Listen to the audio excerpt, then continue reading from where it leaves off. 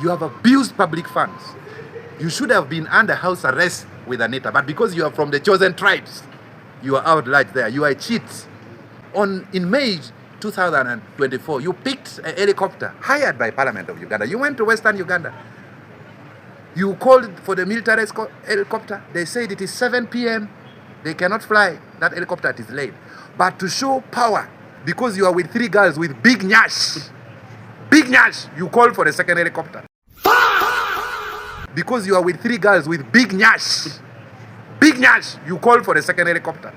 That helicopter crashed because of bad visibility. Abuterevu ensonga semasonga ate munange zitambulira mu ggwanga ly'e Uganda mu kaseera kano nsobola okugamba nti ate azihukunuddeyo ab'enjawulo wamu n'okulabissaabo abewandiisa ate munange abewangulidde ebifo olunaku olw'ejjo okubanga bali mu kusabulwa mu kaseera kaneeno ebyama ebifubutuse ku ludda olw'ekibiina ekya NRM gattako ne mu bibiina by'osobola okubanga oyita ebya opposition mu kaseera kano ansobola kugamba ate munange byo bisabula busabuzi abo wamu n'okukakanya abasajja bakulu abawangudde ekifo eky'obwa speaker musajja mukulu Oboth agattako ate munange deputy we musajja mukulu Thomas Tayebwa yenga ate munange Thomas Tayebwa ensonga ezimutambulirako bamulumiriza dda abagamba nti asana nakubeera luzira mu kaseera kano olw'obubbi obuyitirivu wabula ng'ate ne musajja mukulu speaker mu kaseera kano Jacob Oboth Ssemujju avuddeyo n'aleeta ebyama ategeeza nti musajja mubbi nnyo wabula ate ensonga ezimutambulirako mu kaseera kaneno ayinza okufundikira ng'alinga speaker Anita Amongi mu kaseera kano byenkwetikidde oba osobola okubanga ate munange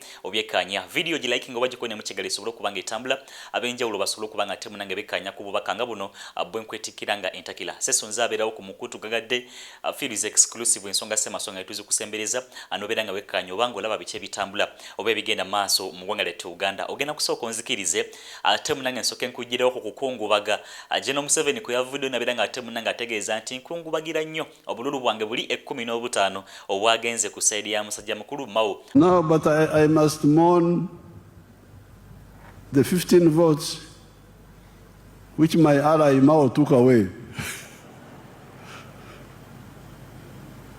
Because those are also my votes, because I'm in alliance with Mao. But he took away my 15 votes. Then my son Akena, through the girl called Sarah, took another 14 votes.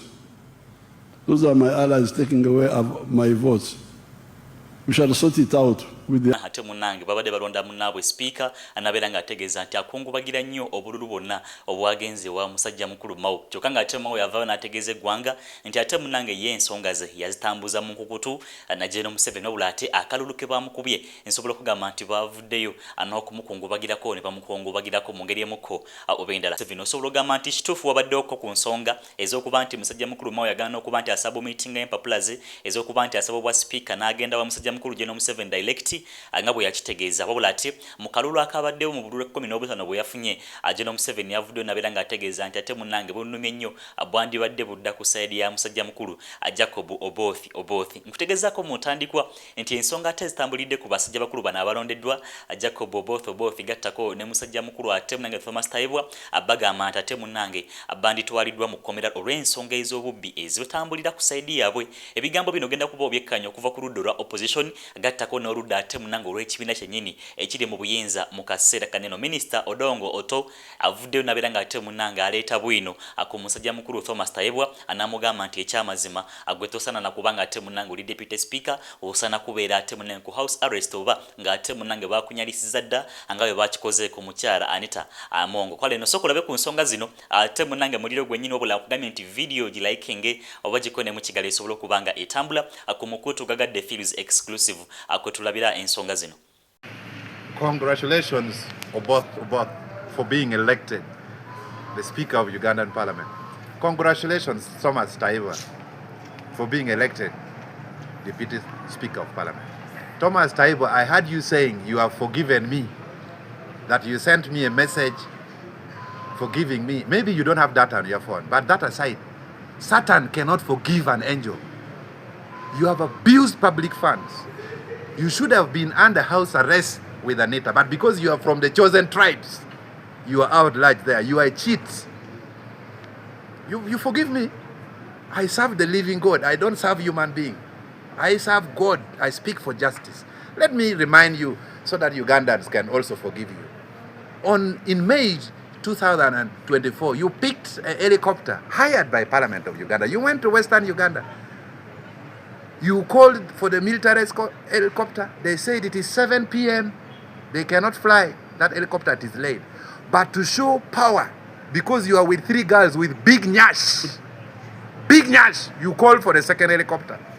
That helicopter crashed because of bad visibility, and you could not listen to the pilot's advice. You caused Uganda government 3.6 billion shillings because of having a high libido and showing political prowess. This is on record. And the taxpayers are suffering. There are no medicines in Koboko Health Center, no medicine in Kashari Health Center. People are struggling to pay school fees. And you steal public funds with impunity. And then you come and say you have forgiven me, who has not stolen. We serve the living God. Uganda is here. We are watching. You better be friends with Ugandans, because this regime will definitely end. And you are a young man, and we shall look for you. Those houses you have built in a normal government where some of us are presidents will be nationalized and given to the poor people. So I wish you well in these 5 years as a deputy speaker. Stealing has now been made a very risky business. You have stolen yours, you have kept in the pocket. We wish you well. But the God who made this world, the God of justice, the God of our ancestors, will pay you for playing with taxpayers' money. When teachers are earning 600,000, they will pay you in a currency deserve. I wish you well. I don't know whether I've forgiven you, but I wish you well. Obudde buno ddiiru tulina bbiri era nga nniza okugamba nti abalina ku musente ogutokomoka buno bwe budde obwammwe naawe yalooto okukola ku kirooto ekya bizinensi etafa egenda okubeerawo for internet ate ng'ereeta sente, nja kugamba nti waliwo plot eyina ekyapa oba giyite land title era ng'eri located ku Kawanda highway. Gwayagala okukola bizinensi nga petrol station bizinensi ezo mumanyi engeri gye zikolamu n'engeri gye zijja nusu ku nusu. Kale no plot eyo toyina kubeera nga ogisuka, nkugambye eri half acre eri located ku Kawanda highway era nga gwayagala okukola business nga petrol stations, business hub oba any commercial ng'eri ku highway nga olinza okubeera nga olaba, nkugambye olina kubeera nga odduka misinde plot eno obeere nga ogyewangulira. Baani abagikuleetedde? Waga Connective Properties. Bo bakola ki? Kale no obaleetera ekintu kyo oba bo badiringira mu kubeera nga batunda saako n'okubeera nga bagula. Baconnectinga ne ba potential buyers ate kasente akatini ennyo. Kati eno deal ng'eno woba oyagala okubeera nga ojje kurabingira enamba zaabwe weeziri awo, kale no obeera ofuuse omu ku ba potential buyer abagenda okubeera nga beewangulira business ng'eyo oba deal eri hottest ng'eyo. Wabula nkugambye eri ku highway janguyire gwe yandyagadde okubeera nga weefunira ekifo ng'ekyo. Waga Property oba Connective Properties bagamba bino bamaze obisolovinga. Oboth ye yakulembera okujjawo emyaka ku wa president 2017. Bwe yamala ne bamufuula minisita wa defense abadde akola ne mutabani wa Museveni. Era nga waga nti nga muwulize kyotanalaba ne bwe yategeka omukolo mutabani wa Museveni ye yali omugenyi omukulu naye ng'ate Oboth ye mukama we. Kakati gwe baleese mugezi ko ku by'amateeka okusinga Anita Among without doubt. Naye ajja kutafuta amateeka gyagasinga ne sekandi oba Kiduma Kubuya. Kubanga onazze nga omuntu abadde aweereza muhoozi butereevu ne kitaawe. Kati abagenda okutula mu parliament mbasaasidde beesibe bbiri banywere. Kubanga bw'ofuna omuntu w'amateeka nga agatafuta bubi ate kiruma nnyo okusinga Anita Among atagamanyi. Kyekimu ku bintu ebyali binnuma nnyo ku Professor Kiduma Kubuya nti yali munnamateeka eyasooka okufuna first class degree naye nga bagataputa oyinza okuza nti yasoma na nasale. Kakati kyekimu n'okusuubira mu Oboth nti bamuleese kubeera nga sekandi bwe yabeeranga nga at least amateeka agamanyi asobola okugavvuunula mu kifuula nnenge naye nga agasomye. Kuba Anita Among ye n'ogasoma badde tagamanyi. Kati kitwolekedde naddala abali ku opposition be tulwanaganawo ne Museveni bate okutuulayo kuno tulinoonya obukodyo obunayita mweno parliament tegenda kubaako nanjawulo neya sekandi eyinza kusingako bubi kuko sekandi yaweerezanga Museveni kati ennaku zino erina kuweereza taata n'omwana Anita Mongo kyabadde akugamba nti the Holy Trinity, the Father and the Son and the Holy Spirit. Tokyaweerezaako mu family eno giweereza yonna. Bw'ogira n'ovugako ko n'ogenda eggulu n'olaba ku anko. Wakati muwozi n'agamba kino president n'akuyita. Kati abaweereza ati nabo obasaasira bali mu mbeera nzibu ng'oweereza abantu bafuuse bangi. Ffe ababaka parliament abasigadde etuleetera kiwedde kusaako mukono nti ekyo tukikiriza. Kati ebintu byonna ebibadde bikolebwa parliamentary commission eyinza kuvunaanibwa either okubanga yeetabamu mu bikola oba nga teyafaayo nga bikolebwa. Gye misango ebiri gyeyolekedde nti either teyafaayo nga bikolebwa oba yeetaba mu kubikola. Ebyembi alengerera okumpi olumu alabanga nti ne parliamentary commission agamanyi genda lumategege enkomeredde. Ekyo ekizimbe kya parliament ekizimbwa mu biseera bya Kadaga baali bakiwadde kampani endala. Museveni n'abayita mu State House Nakaseyo n'aga akiwadde Roko. Baakitandika okukizimba 2014. Kati wakayitayo emyaka 11 tekiggwanga. Kati byebyo abakola mu gavumenti ya Museveni bwe batwe babeera. Muba ekizimbe Museveni yasalawo n'azimba. Kati mweno ensi ebeera abamu mwasalawo ninga si mwasalawo. N'ebimu ebadde bikolebwa omunze nagenda koko mu meeting ya parliamentary commission nga ngenze kukiikirira Winnie Kiza leader of opposition nga taliiwo ngatandika parliament ye10 mu budget twalinamu million 15 eza buli mubaka ogula motoka. Kadaga nagandi Museveni atuyise tuogere kusendeza za motoka kuba bazije mu budget. Tugenda okutuukayo nze saagenda necessary ogwala yagenda bagenda okutuukayo nga abagenzi okwegayirira million 15.